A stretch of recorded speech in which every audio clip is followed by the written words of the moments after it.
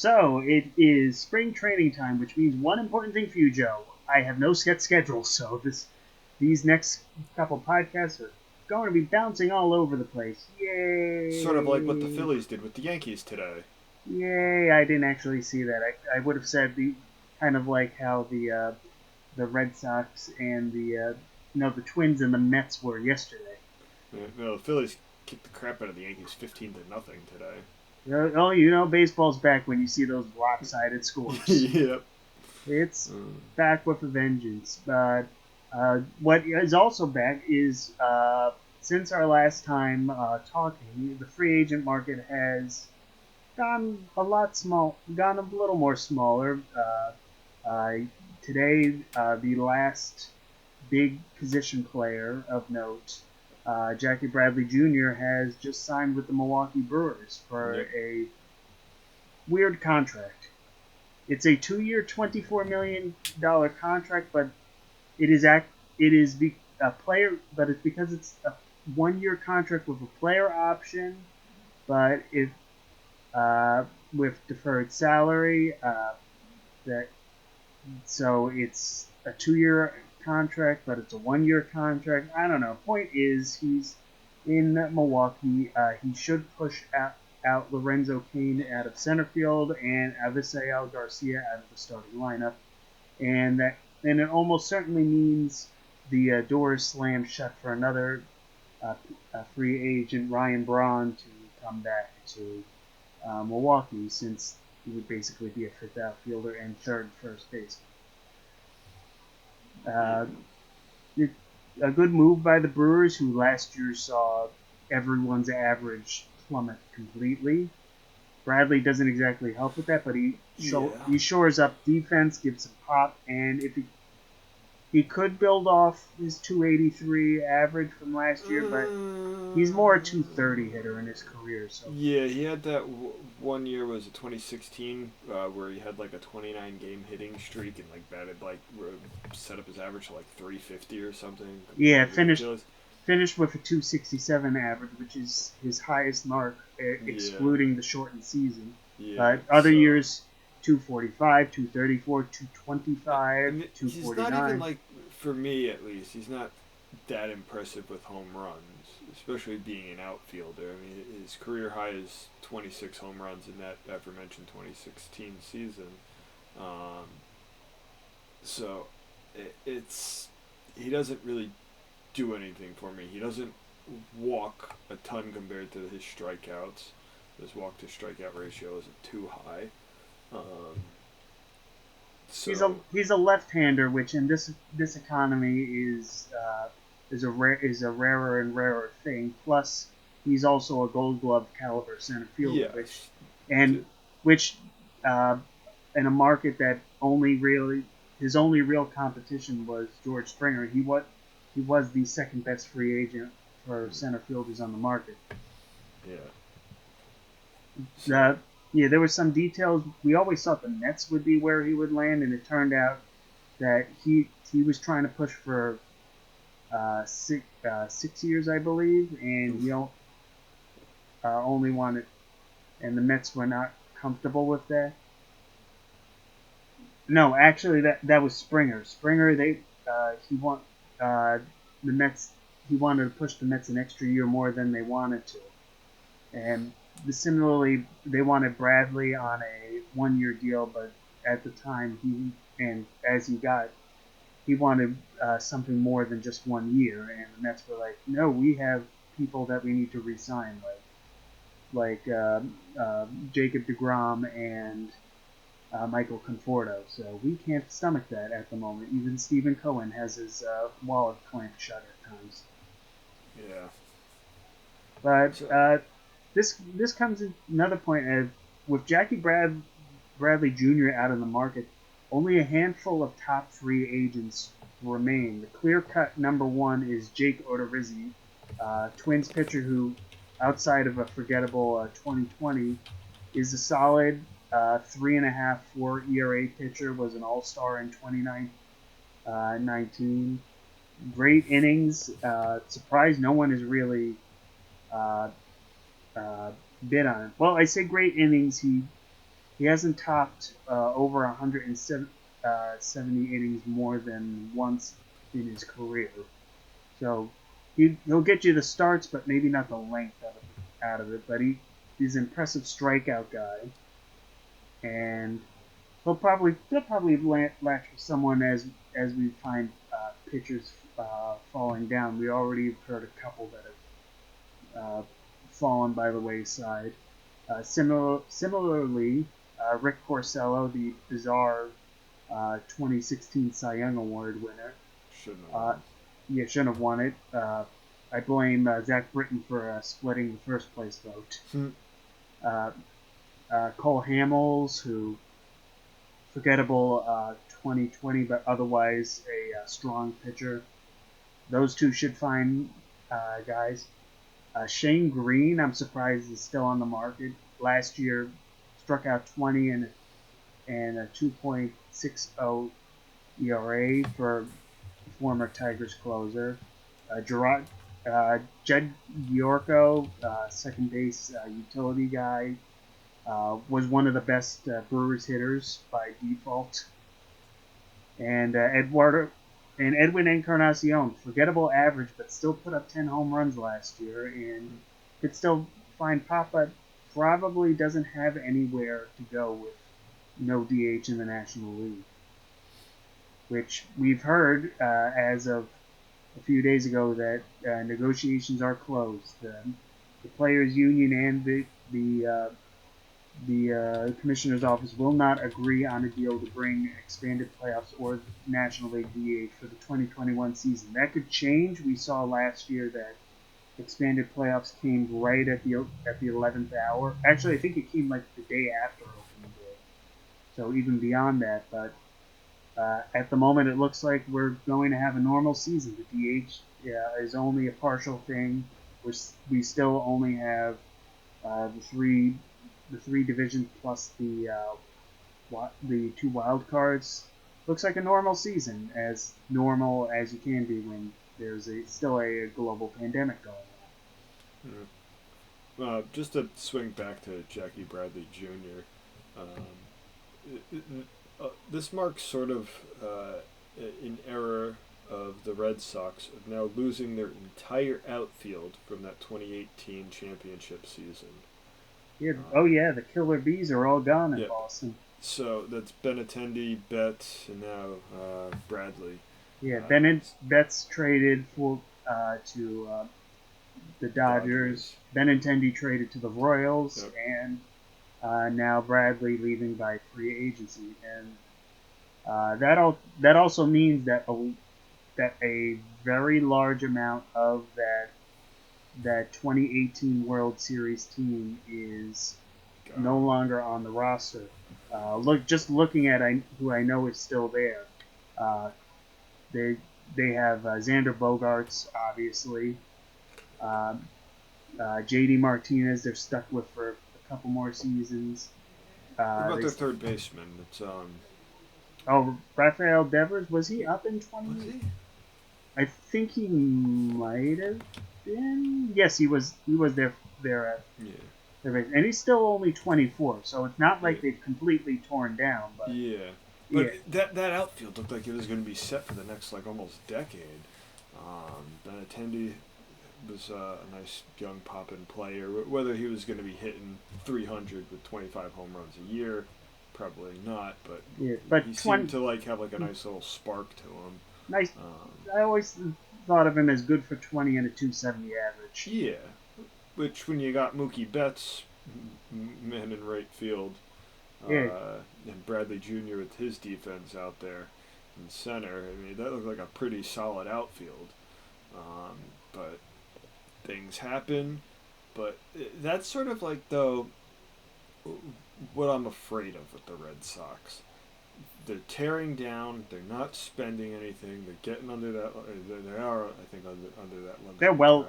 Uh, They're right up against the line just because they have so many big payments. yeah. They still need to come off the. So I think they're just gonna tank this year, see what happens with the CBA,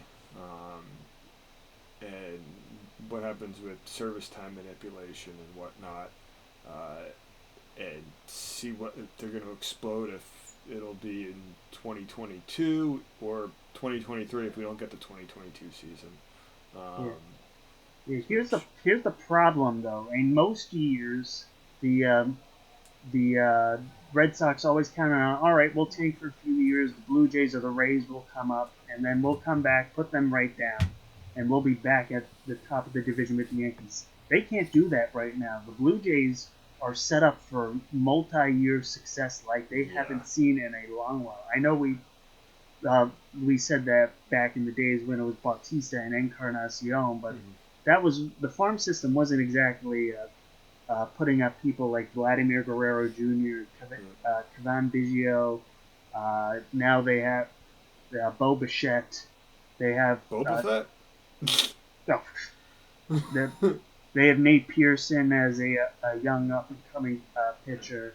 Hyun-Jin Ryu and George Springer signed. Plus, you have the Rays who always seem to pull something out of their hat.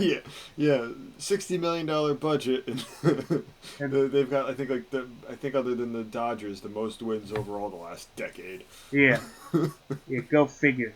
So, the Red Sox might be forced to settle into second place as being the best they can do, just because the Yankees we know are never going anywhere. Nope.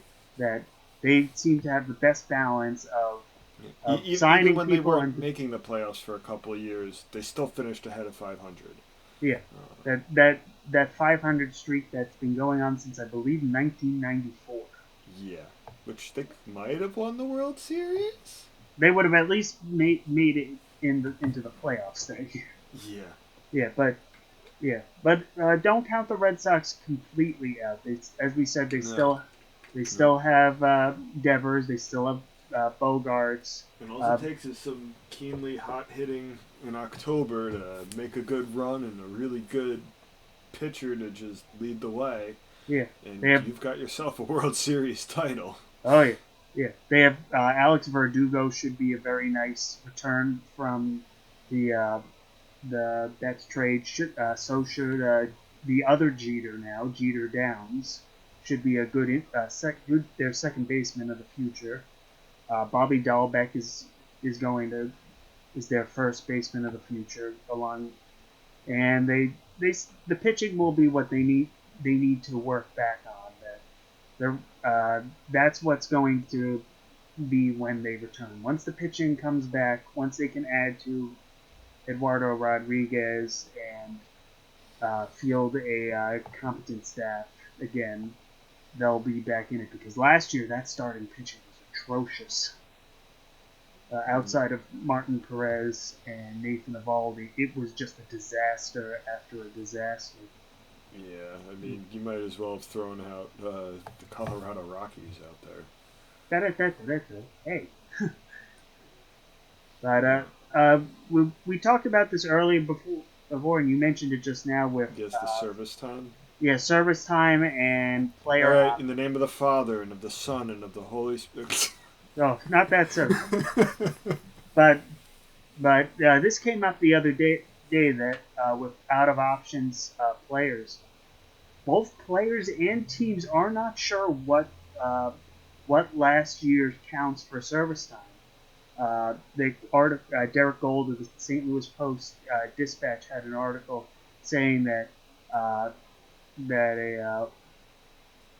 Justin Williams, the outfield prospect, that said that he doesn't know if he has a fourth option. So he went to the Cardinals and said, "Hey, do you know if Justin Williams has a fourth option?" And they're like, "We have no idea.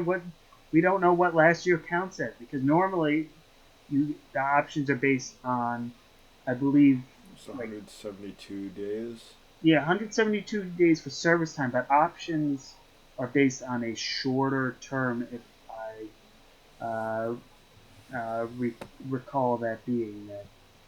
I think it's like 80 days or 90 days, or 92 days, I believe, is the number. And the problem is it was a 60-game season. So regardless, they didn't have anywhere near. So there are a lot of players that know their option status, Others, they're like, do we know? Do we get a fourth extra year? Um, but this is stuff that should have been hammered out when they stopped play and they had to say, all right, how are we restarting under the shortest season we've ever done in baseball? But of course, both sides were and still are at each other's throats.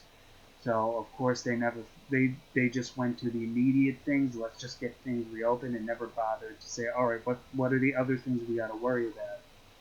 So Personally, I think if salaries were prorated last year, service time should be prorated. that would be that you would think would be the You'd think that would be the solution, but you can't do that.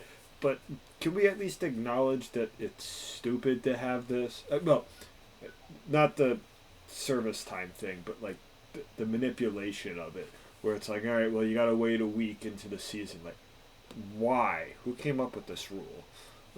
Some people who made more money than we are. Like in the NFL, Patrick Mahomes didn't play his first year, or if he did, it was like one snap or something. But that counted as his first year. So when he won MVP his technically second year, it really was his rookie year. So I don't know. I think this is completely ridiculous. It should be fixed. I hope it doesn't hold up the 2022 season. It shouldn't. Here's what it is that the problem. I found the article that, but quote, by rule, players are given 3 option years after being put on a 40-man roster. So long as a player spends 20 days down off the major league club, activates an option. But they use a season as being 90 days on an active roster. So as I said, there were no places to option down. I'm not sure if aside from the reserve camp, and they didn't even play more than 60 games. So that's where the confusion lies in. And if I recall seeing that, yeah, an arbiter is expected to make a final decision sometime in March, and that a decision could be any time now after the Cardinals have been awaiting clarity for weeks. Well, let's just pretend this episode is over, and then we'll get the official notification that we missed it. Yeah, that's how it's been nice talking to you. See you next week. Wow, it's been under 20 minutes. Yay! No. One last thing on baseball before we move to some big football news. Mm-hmm. Originally, we knew that single A, double A, and what's left of rookie ball after the minor leagues got restructured was all going to be delayed a month, but triple A would have broken camp at the same time as the major league clubs. That is now changed. The minor league campaign will be delayed, quote, by at least a month, end quote, after it was originally going to start on April 6th. In the meantime, there will be the COVID taxi squads coming with and alternate site camps. This all comes from concern over travel for minor leaguers who normally just bus between places unless they're like a really big club and maybe they get a jet, but that's usually unlikely. Mm-hmm. But there's hope that the delay allows for the vaccination of players and a full season of minor league ball. If it opens in May, the campaign will last through September, and I'm not sure. They didn't say if playoffs would be there. We knew that there wouldn't be playoffs for single A and double A because of, in fact, they were originally going to start in May, June. But more like in June-ish and play through the end of September. But we'll see. This is stuff, again, they should have negotiated this beforehand, but they are squabbling. Mommy and Daddy are fighting, as usual. I just want to ask you, Do you know what's so special about June 2nd? No. Aside from it is June 2nd. Uh, it is the day my sister graduated high school. Also her birthday. But now we have Lou Gehrig Day. So obviously that's way more important. Oh yeah. So So it only took like what 60, 70 years for this to happen. yeah, So yeah. I mean, you people are going to be wearing 4 ALS logos commemorating Lou Gehrig, number 4, on their jerseys, just to sort of raise awareness. If you don't know what Lou Gehrig's disease is, where have you been? yeah. Where have you been, and why are you only just tuning now into sports? Yeah. Um, so he was the original Iron Man in baseball. Obviously not no more. but But but he is known as being the face of what I always know it as ALS. Apologies for me butchering this. Scientific terms are hard to say. Amyotrophic lateral sclerosis. After sounds hearing, good to me. yeah, now you know why they just call it Lou Gehrig's disease or Yeah. ALS Yep. because it's a lot easier to say. It's like how I have Crohn's, where like, well, it's something, something, something. This, let's just name it after the doctor that found it. It's a Yeah. lot easier to say. Um, yeah. So this is, I guess, long overdue. I mean, we've known about this thing for a while. He's a Yankee, won multiple World Series, one of the greatest players to ever live, and I'm still not sure how this wasn't a thing already. Well, from what I'm reading with the article that this started gaining steam from the ice bucket challenges, Yes. if you remember those, uh, that uh, steam started gaining down. Then you had other players be affected, as in recently, Stephen Piscotty of the A's and Sam Hillard of the Rockies.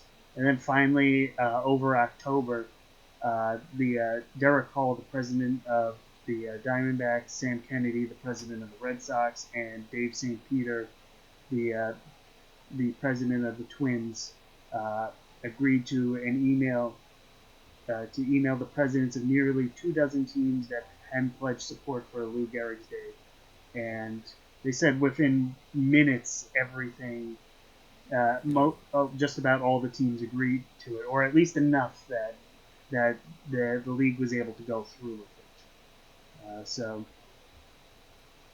So that it's something that, considering that baseball has been synonymous with ALS since Lou Gehrig, I'm surprised it hasn't been done. This, I believe, is also the second time that a uniform have been worn for the entire slate of games after Jackie Robinson, Yep. which also tells you how momentous this is. That he's only the second player to ever have the honor of having everyone wear your number. Aside, unless you were Mariano Rivera for all the time, in which case you're like, oh, I celebrate Jackie Robinson every day. Um, so yeah, this is definitely a monumental sort of thing. Good for baseball for finally getting around to this. But now let's get around to another very important person who's great with the community, What? J.J. Watt. You missed my joke. I was about to say, what are you talking about? I am talking about J.J. Watt. He is with the Arizona Cardinals now. But what makes it interesting, though, is that he used to wear number 99 with the Texans, but now it was escaping the name. He was a running back for the Cardinals, but that number was retired. I'm trying to see if I can find the name. Marshall Goldberg. He was with the Cardinals from 1939 to 1948, so many moons ago. But apparently his daughter gave the blessing. So it'll be he'll be able to wear his number, which is, I guess, nice. And a lot of teams and a lot of players, they would not be able to get this number, but what J.J. Watt's done off the field has gone above and beyond what athletes are asked to do. Should they be doing what he's doing? Yes, with the amount of influence and money and whatnot they have, but he goes above and beyond. He's a great face. People seem to enjoy Watt. I think Texas is going to severely miss him. Texas is also not going anywhere anytime soon. Anyway, Well, you know who's going to Texas? Yeah. Dana White. He wants to have UFC fights there in the next 2 weeks. Wow, that's right. But anyway, this kind of came out of the blue because we were saying maybe Green. Where were we saying? Green Bay, he's a Wisconsin kid, so maybe Green Bay. Green Bay. There were rumors the Browns, but I didn't think that was going to happen because his two brothers are on the Steelers, and the Steelers hate the Browns. So the Bills maybe, but no one was really connecting them to the Cardinals. I guess there was sort of stuff. The smoke wasn't as big. But DeAndre Hopkins was traded from the Texans to the Cardinals. I think there's another defensive back as well that was on the Texans that went over to the Cardinals. So Hopkins and Watt will be reunited. Hopkins being a wide receiver and Watt being a defensive end. So not like they're position buddies, but still teammates nevertheless, but both good guys by all standards. This is just sort of something. I don't know what this means to Deshaun Watson because J.J. Watt seems to really like the Cardinals team and whatnot. So it's something to sort of look at whether he believes. I guess he believes Kyler Murray is an up-and-coming quarterback that's ready to prove he had a pretty good season this year. He's built himself over these last couple seasons. He cut his ties with the A's. Yeah, so... bringing up the Arizona Cardinals and wasting a draft pick for the Oakland Athletics. Yep. So his first year, he completed 64.5% of his passes, played in all 16 games, threw for 3,700 yards, 20 touchdowns, 12 picks. He was sacked 48 times, which is crazy. This past season, threw for almost 4,000 yards, just short, increased his touchdowns to 26, interceptions stayed at 12, and was only sacked 27 times. So big decrease. So that shows the offensive line was a bit better, and that he was probably playing a little bit smarter in the pocket and out of the pocket as well, bringing up his rating to a pretty impressive 94.3. And he also put up some more rushing yards as well, 800 yards compared to the 540 he had his rookie season, 11 touchdowns rushing compared to his 4 rushing touchdowns his rookie season. He's got to work on his fumbles, holding the ball a little bit,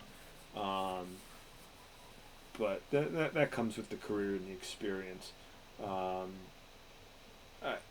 I wasn't too sure about Kyler Murray, especially being that he was under 6 foot, but we've seen guys like Drew Brees and Russell Wilson being shorter quarterbacks make it in the NFL, so well, only time will tell. It seems like his ceiling can only go up right now. I'm impressed. I think Arizona's going to be a good team. What Seattle does is going to dictate what that NFC West is going to be like. I was going to get into that. Russell Wilson, importantly, hasn't demanded a trade, but he has told. It seems like the media's been like blowing that out of proportion. They're like, "Oh, so how do you feel about playing with Seattle?" And he's just sort of like, "Well, I mean, I put everything on the line. I go out for the Seahawks. I love them. I just kind of wish I wouldn't take as many sacks as I would." And the media's like, "Oh, he wants to get traded," and it's sort of like, I didn't specifically say that. Just that I don't want to get sacked as much. Yeah. But he has said. He has said if he is to be traded, yes, he would only be willing to join the Cowboys, the Saints, the Raiders, or the Bears. He has a no trade clause and would veto any trade for any of those any other teams, which means the Jets are out, the Dolphins are out, the Panthers are out, Broncos, Patriots, 49ers, and the football team. Personally, hope he doesn't go to Dallas. I hate the Cowboys, and I love Russell Wilson. So it would literally break my heart. The Bears, I don't hate the Bears. He could bring them from mediocrity into... People hated Jay Cutler.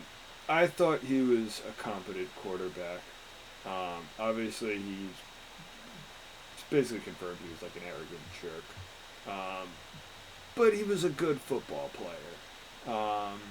Was he an Aaron Rodgers? No.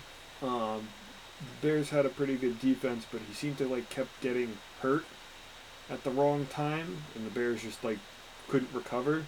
While they had like that really good defense while we were in high school. So I kind of like the Bears. I don't like Gruden with the Raiders. I think he's an awful coach. He's terrible. He doesn't know what he's doing. So I hope he doesn't go there. Also, I don't think he would want to go there anyway. Patrick Mahomes is there in the AFC West. Who did the Chargers have? The new guy. The internet will load. Justin Herbert. Yeah. He seems to be an up-and-coming guy. I think all this talk is mainly just because there is more demand for quarterbacks than there is supply on the market. So anyone who's like on the periphery is like, oh, we should do that. That's why it's saying like Deshaun Watson, Russell Wilson, even though there is no indication that either side is trading. Watson wants out, but the Texans are saying we're not trading him, which is a stupid move for a team that has sold away its top 2 draft picks to the Dolphins. Other quarterback news: Big Ben Roethlisberger has restructured his contract with the Steelers. Most likely, it is a salary reduction than an extension. We're still waiting on details, but that seems to be the case. Yeah, he's done this before in his career, restructuring his contract and spreading money, which is why it was so backloaded for this upcoming season, because he sort of kept like pushing it off, and I guess they're not giving him a Bobby Bonilla deal. No. I'm not sure exactly. Well, they needed to do that. What's going to happen? They needed to do that because they had no room to sign anyone. Yeah. They needed to fix their cap hit. Now, will the Steelers do any good?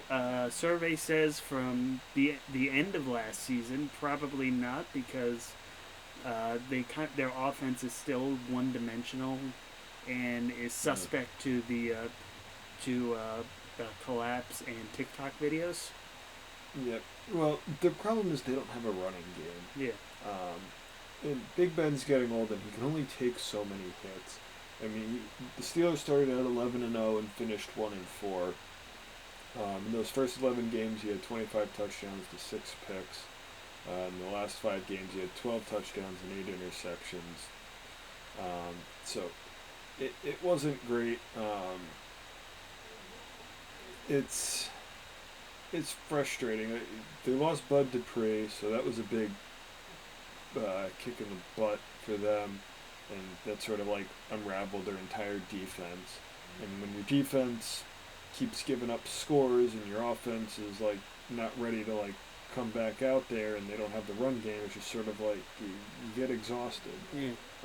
It's kind of the opposite of what Tom Brady is going with. Tom Brady, like, still reinventing the wheel, still going out there uh, while Big Ben is just kind of, he's there, but you can see it's a noticeable decline. Yeah, he's called Big Ben because he's 6'5", 240 pounds.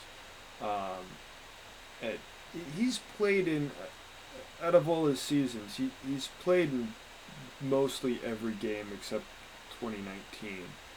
He's missed a handful here or there, but the least amount he's ever played was 12 games, which was back in 2005, and then again 2010, in 2015. Oh, yeah, 2010, 2015, 13, 13 games in 2012. But yeah, he is. But that's still like a good majority of games. And he started all but 2 of them. Yeah. One is rookie season, and one again in 2015. Yeah. So it's not like he hasn't been durable. He's had his injuries over the years, but he's a big guy, so he like extends plays. I mean, when we saw him lose to Tim Tebow and the Broncos, he was basically playing with no legs, and he was going out there in overtime just trying to like will his team. And of course, their cornerback, I forget, Ike Taylor maybe, or whoever it was, they didn't have their normal cornerback, and just couldn't cover. I think it was Demaryius Thomas on the Broncos. Yeah, it's not that he hasn't been out there. It's that he can't carry the team on his back like he did anymore. Yeah. He needs help. Yeah, I mean, they had Le'Veon Bell, who definitely hurt his playing ability by not playing that one year and sitting out. And he didn't help himself going to the Jets, and Adam Gase didn't even want him. So he basically like blew an entire season. I mean, he didn't really do anything last year either with the Chiefs. So he had a lot of the offensive weapons. He had some good defenses, but like it just wasn't seeming to click. And the Steelers have only had like 3 head coaches like ever. So it's unlikely Mike Tomlin's going to get fired. We'll have to see what's going on, or if Big Ben goes, Mike Tomlin hangs up his clipboard and his aviator sunglasses. We'll have to see that, and if they go in another direction. I still think Mike Tomlin's a competent coach. He just has to get a better offensive coordinator to call better plays. Get an established running game, because Connor's definitely not the answer. The Steelers had all the stars aligning for him, but they just couldn't seem to do it since losing that Super Bowl, I think in 2013, to the whatever it was they lost to the Packers. Yeah. So it's I mean, he didn't have an awful season by like looking at the raw numbers. 33 touchdowns to 10 interceptions. That's a pretty decent year. Almost 4,000 yards. Sacked only 13 times, which was actually some of the least amount I think that is the least amount he's ever had. Other than the 2 sacks he got playing only 2 games in 2019. So that's a big improvement. It's just a shame for someone who got to the Super Bowl early, won twice, and then has never been able to go back to it since 2008. Yeah. But kind of like a lot of baseball players who early on they see success, like Derek Jeter, 5 times in his first years, and then only winning 4 times, and then a drought until 2009, and then other than that, not nearly as much. Yeah. Buster Posey's had that lately. Madison Bumgarner, part of that team as well. Yeah. They haven't really done anything. Yeah. Well, it also but in Roethlisberger case, they've been going to the postseason with regularity. The Giants have. Yeah, no. That's why I said Jeter is a better comparable because they kept trying, and never got it. But unless we want to talk about Baker Mayfield's UFO encounter of the fourth kind, I think it's time to move on to some other sports. Yeah. We still have NBA and NHL going on. Yeah, the NBA is gonna have their All-Star game coming up. They're going to have all the festivities in one night instead of doing the three-point challenge and dunk contest on one night and then the game the next night. I'm not really looking forward to this game at all. It's literally just an offensive fest. It's like first one to 180 points wins. Yeah, it's boring. It's I don't want to say it's definitely not as boring as the NFL Pro Bowl, especially this past one. It was a video game. Nothing's as boring as the Pro Bowl.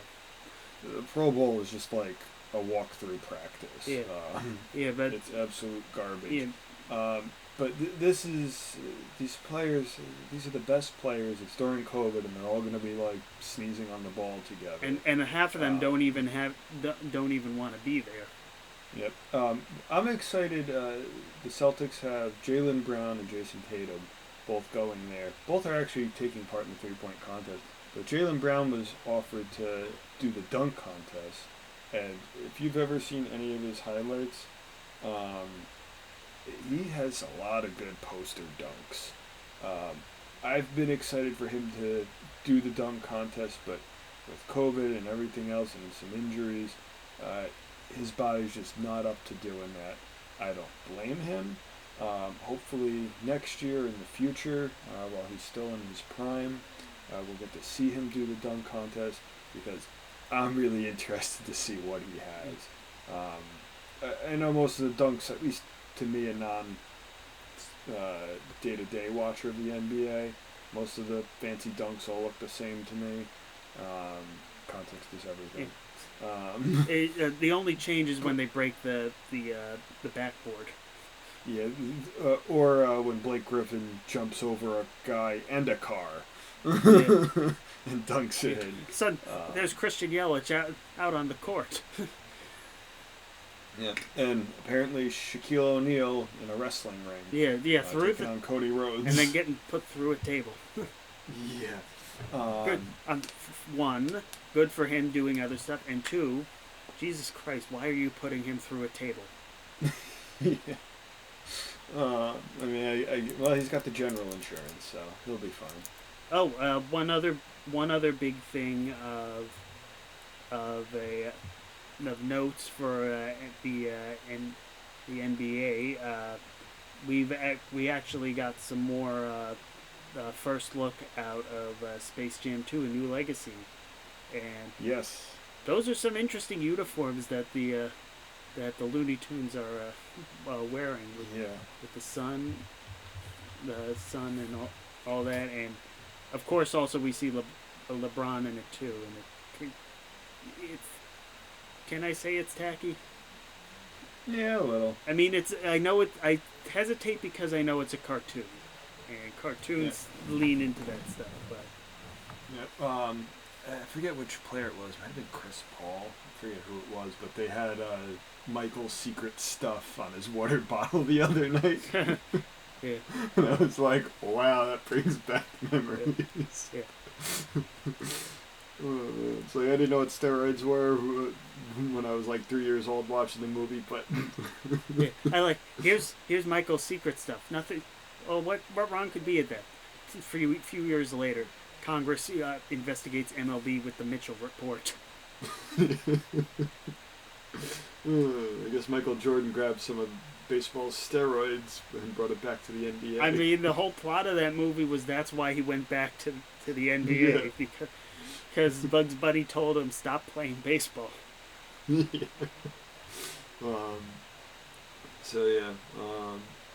That's about that for that. Hockey, not too much really going on. Alex Ovechkin was fined $5,000 for hitting another guy in the groin with his stick. Basically, he was pushed by Boston Bruins rookie Trent Frederick, and Ovechkin didn't like that, so he took his stick and gave him a cup check. Sure, he wasn't listening to what's that YouTube channel at the movie ad libs. The song, the gonna hit you with my stick, the Star Wars parody with Yoda. So yeah, Ovechkin's being Ovechkin. It was really like anybody else. He was like more of a thug guy, not like an all-star like Ovechkin, who could be a thug and a finesse player at the same time. They would have gotten suspended, but so Ovechkin, he gets to do whatever he wants. He's cool. Yeah. And Sidney Crosby has also been released from COVID protocols. Yeah. So it'll be good to see him back on the court with the Penguins. Yep. And then with the Buffalo Sabres, what's his name?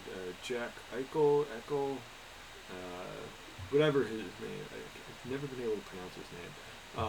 But it looks like he's not looking to sort of stay with them. It's not looking really good. There's been talks coming or going, and whether it'll probably be at the end of the season or by the trade deadline.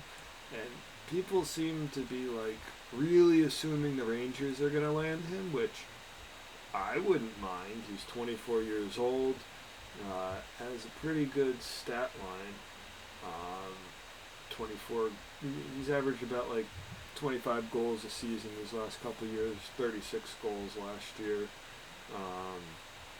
Probably would have had maybe a little bit more if they played the last couple of weeks. So it's been pretty efficient since going number 2 overall back in 2015. His plus minus hasn't been very good, but that's mostly because the Sabres just haven't been competitive the last while since Ryan Miller left playing net for the Sabres. Buffalo sports in general, until the Bills got back, haven't really been relevant for a long while. So I'd be down to have him as a center behind Zibanejad. I think it would be a good thing. What you'd have to give up for him, oof. I don't know what you can give up for him. Maybe Ryan Strome. You can't touch Kreider. He's basically your default captain. You can't get rid of Panarin. Lafreniere, you can't get rid of him or Kakko. Those guys are too young and too possibly talented. Still not sure what they're doing with Tony DeAngelo. Who really wants to take him anyway, though? K'Andre Miller is definitely like off limits. So I don't know who you give up or what kind of picks you give up. You give up maybe Shesterkin or Georgiev. I don't know, but this is tough because like there's like some really young core guys you don't want to give up. Lafreniere is only 19. Kakko's I think 19, 20 as well. K'Andre Miller's 21. I mean, these are some young. I mean, Eichel's 24. So he still has plenty of time to play too and be young. But some of these other guys are just like can't miss prospects. Kakko's just sort of finding his form. Lafreniere's had a decent amount of points these last couple of games. The Rangers have been figuring things out. So if you look at the standings right now, the Rangers have 19 points. They're a bunch behind the Capitals with 30 points. That fourth place spot is with the Flyers with 25 points. It's really just 3 wins. And as we've seen with hockey before, you can easily make a streak go 8-0-2 and collect a whole bunch of points leapfrog the entire standing. Yeah. I don't think they'll get first or second in the division, but I think they can easily contend for that fourth spot, which is occupied by the Flyers right now. So I think they can at least get to there, but they still got to fight through the Penguins, Flyers. The Bruins are just a couple points ahead there, and the Islanders at 28. So there's a lot of teams that'll be flip-flopping. The Penguins are the Penguins. I expect them to still do good things with Crosby and Malkin. So they could try and fight up and take that number 4 or even that number 3 spot, but they're only a couple points out in first place too. So this is insane right now. So we'll have to, I guess, come back to this in a couple weeks and see what the standings are like. But we're at about a quarter way through the season. The Rangers are only like 6 points out of that playoff spot, so I don't want to hit the panic button yet. It's not looking good, but they are doing better, especially with losing in 1-goal games. I mean, their goal differential is a -1, and they've lost basically every one of their losses except like 2 or 3 of them have been by 1 goal, especially that they've lost 3 overtime games as well. So they basically lost almost 10 games by 1 goal, which is, I don't want to say unheard of, but sometimes you just have a bad season. And we've seen that in baseball too, where teams win so many games by 1 run. And it's just like sort of a luck factor. So we'll have to see how the NHL season pans out for the rest of it. NASCAR is getting really weird. So we had, where is it? Michael McDowell win the Daytona 500.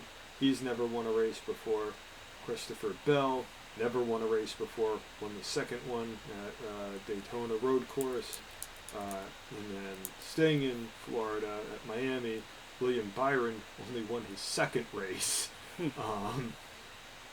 So it's kind of interesting to see how all this is panning out. That in the first 3 races have basically gone to guys who like normally don't win. Meanwhile, you have guys like Denny Hamlin, Kevin Harvick, Logano, Elliott, Kurt Busch, Martin Truex Jr., Brad Keselowski, Kyle Busch.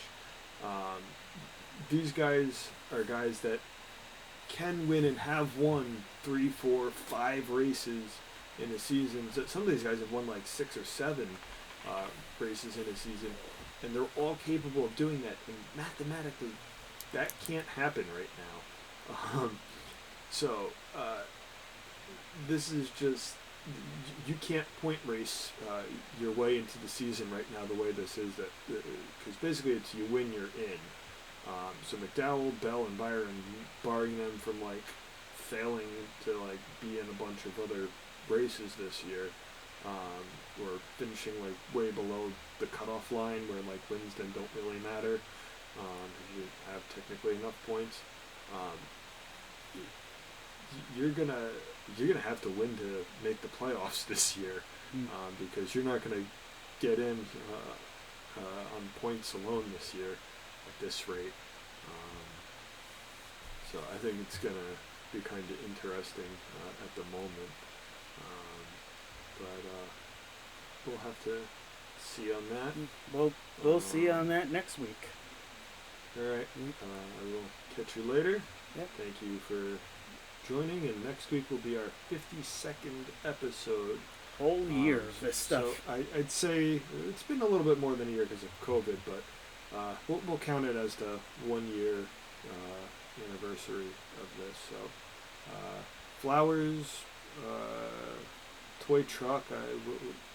What's the protocol for 1 year, Greg? I have no idea. We'll find out next week. See you then. All right. Bye.